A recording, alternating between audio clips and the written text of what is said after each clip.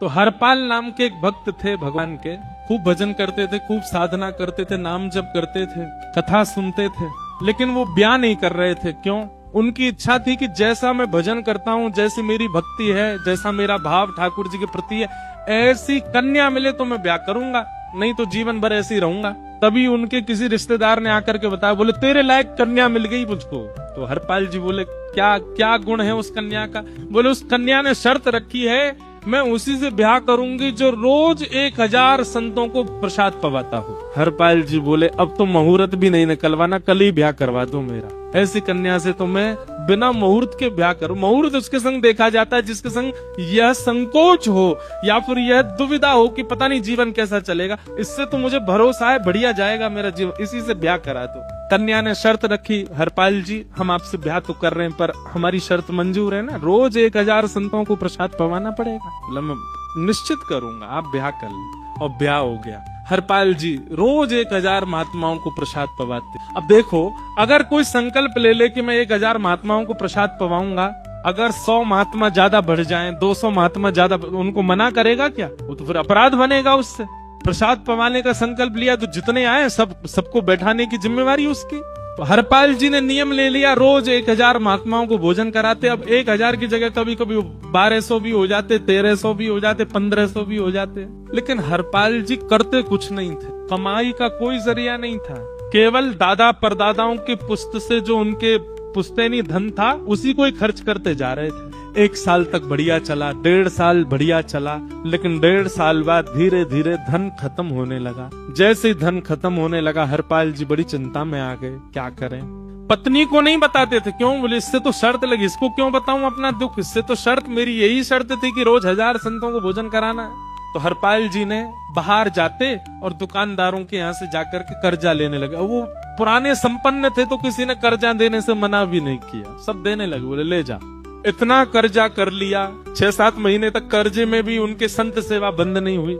6-7 महीने बाद मांगने वालों ने मांगना शुरू किया, बोले हमारा दो, हमारा दो, हमारा दो। किसी का नहीं दे पाए तो पूरे नगर में ये हो गया कि भैया हरपाल जी अब पहले जैसी स्थिति में नहीं है, कर्जा इनको देना बंद करो, ये देते ही नहीं है पैसा लौटा करके। सब बिगड़ने लगा, धन नष्ट हो गया, इज्जत चली गई, लेकिन उनकी संत सेवा नहीं रुकी। रोज संत सेवा करते। एक दिन मन में विचार करने लगे, अब क्या करूं, अब तो मुझे कोई कर्जा भी नहीं देता, गहने भी सारे बिक गए, धन भी सारा खत्म हो गया। तो हरपाल जी ने मन बनाया कि मैं चोरी करूंगा। हरपाल जी चोरी करने जाने लगे, लेकिन हरपाल जी का नियम था कि वो किसी के धन की चोरी नहीं करते थे। संपन्न लोगों के घर में जाते थे और उनकी रसोई घर की सामग्री चुरा लाते थे, चीनी, दाल, आटा, चावल, मूंग, नमक, मिर्च, ताकि भंडारा हो जाए सवेरे। इस प्रकार महाराज चोरी होने लगी। एक घर की हुई, 2 घर, अब तो हल्ला होने लगा। बोले कि घरों की सामान, राशन चोरी हो जाता है। वो बड़ा विचित्र चोर है, धन नहीं चुराता है, राशन चुरा के भागता है। ऐसी चोरी होने लगी महाराज।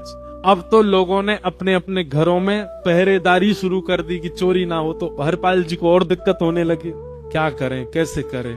धीरे धीरे हरपाल जी इस स्थिति में आ गए कि अब संपन्न लोगों के यहाँ उन लोगों को ढूंढते जो ना कभी संत सेवा करते ना वैष्णव सेवा करते, और उन लोगों के यहाँ जाकर के थोड़ा बहुत धन चुरा लेते, स्वर्ण चुरा लेते। करना कुछ नहीं, अपना घर नहीं बनाते थे, बसाते थे, संत सेवा करते थे। ठाकुर जी रीझ गए हरपाल जी। ठाकुर जी बोले देखो ये सब चोरी कर करके और मेरे संतों को पवा रहा है। ठाकुर जी बोले इस पर अनुग्रह करने जाना।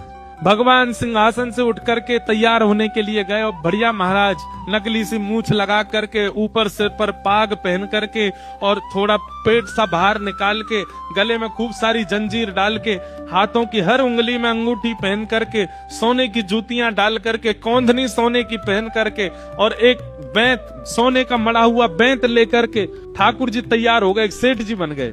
लक्ष्मी मैया ने पूछा, भगवान बड़ा सुंदर स्वरूप धारण किया, कहाँ जा रहे हो? बोले अपने एक भक्त से मिलने जा रहे हैं। रुक्मणी जी बोली मैं भी चलूंगी। भगवान बोले तुम मत चलो, तुम उसको पहचान नहीं पाओगे, तुमसे अपराध बनी जाएगा। बोले नहीं नहीं, भक्त दर्शन करने मैं तो जाऊंगी। भगवान बोले जल्दी तैयार हो जाओ। रुक्मणी जी एक सेठानी बन गई, ठाकुर जी सेठ जी बन गए, और दोनों ने मन में विचार किया कि हरपाल जी को दर्शन देना है। और यहाँ हरपाल जी की स्थिति क्या थी? अब संत सेवा के लिए कहीं से भी धन नहीं मिल रहा था। तो हरपाल जी एक मार्ग पर जाकर के बैठ गए और सोचने लगे कोई धनवान यहाँ से निकलेगा तो उसको लूट लूंगा और लूट के भाग जाऊंगा, सारा धन संत सेवा में लगा दूंगा। तभी उस मार्ग पर कोई और तो आया नहीं, ठाकुर जी सेठ बन करके आ गए। और महाराज खूब सारे गहने पहन करके, पाग बढ़िया सोने की जड़ाऊ पाग पहन करके, ऐसे वस्त्र पहन करके और छम छम करते चलते आ रहे हैं। उन गहने ही बज रहे हैं ठाकुर जी के। हरपाल जी ने जैसे नेत्र खोल करके देखा, ठाकुर जी के रूप यौवन और सबरी उनके श्रृंगार को देख करके हरपाल जी बोले, ये तो एक आध साल के भंडारे की व्यवस्था आ रही है सामने से। इतने में ही सेठानी जी रुक्मणी जी भी आई, उनको ओहो, ये तो कम से कम 5-10 साल की व्यवस्था आ रही है। अगर ये दोनों लूट लिए जाएं तो 10 साल चोरी नहीं करनी पड़ेगी। देखो कितना धन संपन्न। हरपाल जी के बगल में जैसे ही ठाकुर जी पहुंचे, हरपाल जी बोले, भैया जय श्री कृष्ण प्रणाम। ठाकुर जी तो नाराज हो गए, तो क्या भगवान का नाम बोलता है सुबह सुबह? तुम सब लोग बड़े पाखंडी हो, ढोंगी हो। हमने सुना इस गांव में एक रहता है, वो चोरी डकैती करता है और फिर कहते हैं संत सेवा करता है। ऐसी काय बात की चोरी भैया? करता तो चोरी है, भले उससे भली संत सेवा करता हो। नाम उसका हरपाल है, हम सब जानते हैं। भगवान का नाम मत लो हमारे सामने। हरपाल जी समझ गए, वो तो बिल्कुल भगवत विमुख है, इसकी तो एक अंगूठी भी नहीं छोड़नी मुझको, इसका तो सब लेके जाऊंगा। अगर ये बदले में जय श्री कृष्णा बोलता तो एक आध गहना छोड़ देता इसका में, पर ये तो इतना बिखर रहा है भगवान का नाम सुन के, इसका कुछ नहीं छोड़ूंगा, सब ले जाऊंगा।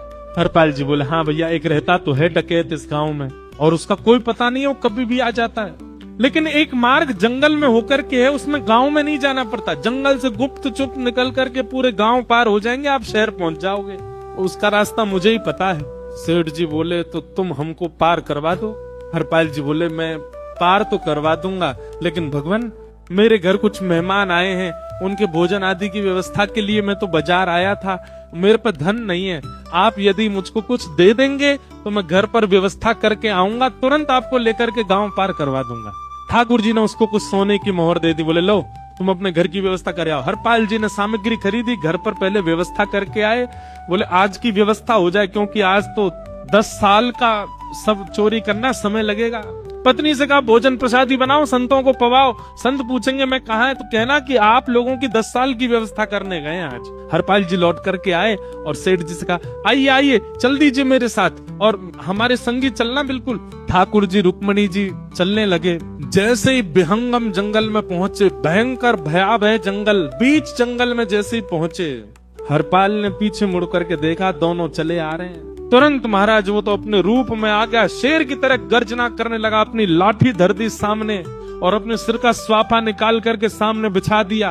भगवान जो सेठ जी के रूप में आया, भगवान बोले, भैया ये क्या कर रहे हो? बोले, मैं ही हरपाल हूँ, सारे सामग्री निकालो, डाल दो यहाँ पे, एक चीज भी मत छोड़ना, नहीं तो तुम जानते नहीं हो तुम्हारा क्या करूंगा। ठाकुर जी तो थर थर कांपने लगे।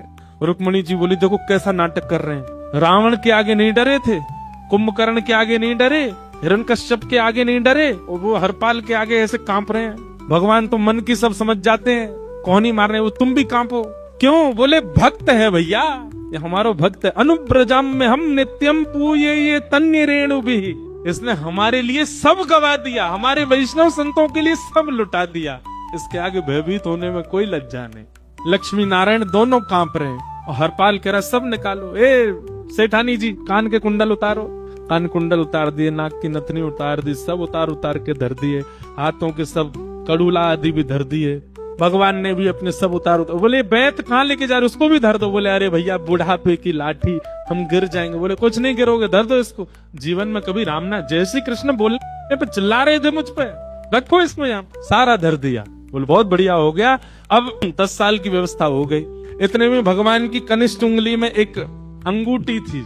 हरपाल बोला, ये कहाँ बचा के ले जा रहे हो, उसको दो। बोले, अरे भैया ये तो बहुत बचपन की हमारी अंगूठी है और ये आज तक हमारी निकली ही नहीं है और ये निकल ही नहीं पाएगी, इसको बाहर हम निकाल ही नहीं सकते, इसको तो रहने दो हमारे पास। बोले, तुम क्या जानो, इस अंगूठी से कम 1 हफ्ता संत भोजन होगा और तुम पे तो दया करनी नहीं है। चिल्लाए थे मुझ पे जय श्री कृष्ण बोलने पर, निकालो इसको। भगवान खूब प्रयास करें, वो नहीं निकले तो हरपाल जी ने उंगली पकड़ी। बोले, इसको काट देता हूँ मैं, तुम्हारे पास उंगली रहने का कोई काम नहीं है, तुम उंगली से करते ही क्या हो।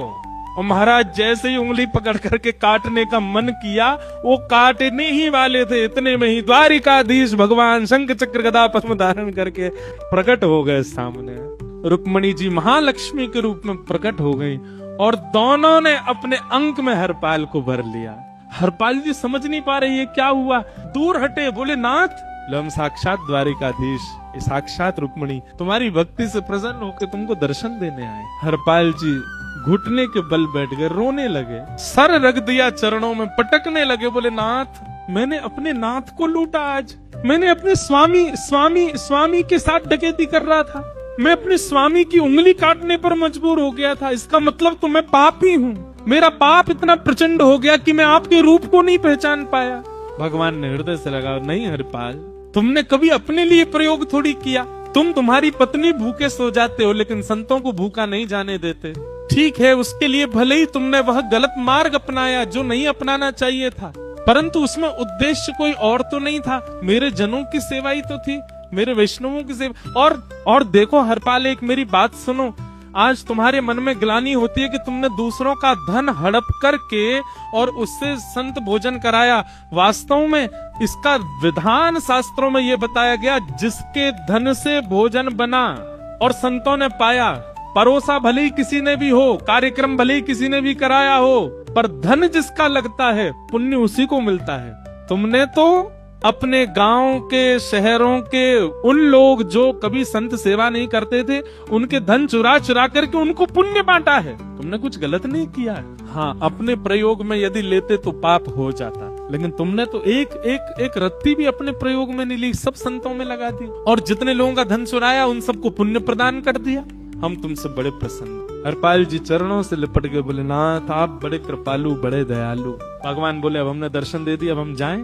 और सुनो, ये सारा धन हमने दिया है, 10 साल का नहीं होगा इससे। तो बोले जब तक तुम जीवित रहोगे तब तक की सेवा बनेगी, इससे संत सेवा चलती रहेगी। ये सारा धन आभूषण हम लेकर के इसीलिए आए थे ताकि तुमको अब कभी किसी से मांगना ना पड़े, किसी से हड़पना ना पड़े। भगवान जाने लगे तो हरपाल जी चरणों में गिर गए, बोले नाथ आज मैं आपके दर्शन कर पाया, मैं संत सेवा कर पाया, इसमें सबसे बड़ा योगदान मेरी पत्नी का है। उसने नियम नहीं बनाया होता तो शायद मैं कभी ऐसा नहीं करता। आप उसको दर्शन दिए बिना जाएंगे, मैं उसको क्या बताऊंगा, मैं उससे जाके कह भी नहीं पाऊंगा कि आप मुझे मिले, और उसकी वजह से आप मुझे मिले, हो कृपा कर उसको दर्शन दे दीजिए। ठाकुर जी बोले ठीक है। तुरंत लक्ष्मी नारायण भगवान ने छोटे छोटे बालकों का रूप धारण कर लिया और हरपाल जी की गोद में बैठ गए, और हरपाल जी अपनी गोद में लेकर के ठाकुर जी को घर पर आए, और आकर के अपनी अरे सुनो देखो कौन आए हैं। जैसे बाहर आकर के देखा तो नन्हे से ठाकुर जी, नन्ही से रुक्मणी जी गोद में बालकों की भांति बैठे हैं।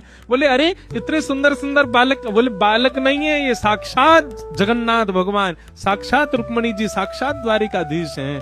तुरंत ठाकुर जी अपने रूप में प्रकट हो गए और दोनों दंपति को दर्शन दे करके भगवान वहां से प्रस्थान कर गए। बोलो भक्त वत्सल भगवान। तो एक भक्त जीवन संगी का प्राप्त होना भगवत दर्शन तक ले जा सकता है आपको।